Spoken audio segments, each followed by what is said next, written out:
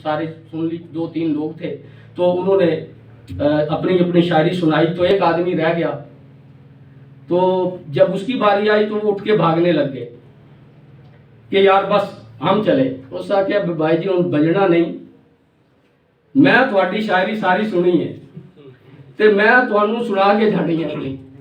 तो इसलिए वक्त तो देखिए तो सच्ची बात है, लग रहा है कि यार बहुत कम है, लेकिन अभी इस भाई ने बड़ा हौसला दिया मुझे कि इकबाल ने जब साइकिल सवारों के बारे में पूछा कि जनाब किसकी साइकिल के अंदर सरकारी तौर पे जो हदायत के मुताबिक बत्ती लगी है, तो एक नौजवान ने हाथ खड़ा करके कहा कि यार लगी है। तो आपने कहा ये है पाकिस्तान।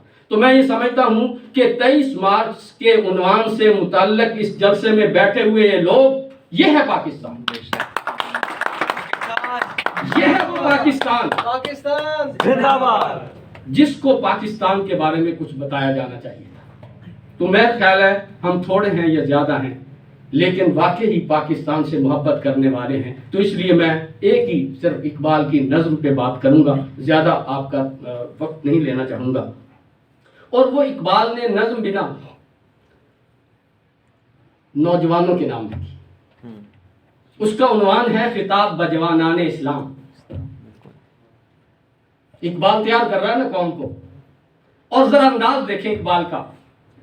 इकबाल नौजवानों को फिक्र की दावत दे रहा है। अभी सर ने कहा कि फिक्र, तदब्बर, ये वो रहनुमाओं का विजन होता है कि वो फिक्र पेश करते हैं, लोगों को फिक्र करने की तरफ, तदब्बर करने की तरफ, आगे बढ़ने की तरफ उभारते हैं।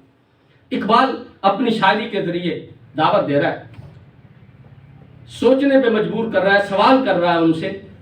कहता है कभी है नौजवान मुस्लिम तदब्बर भी किया तूने।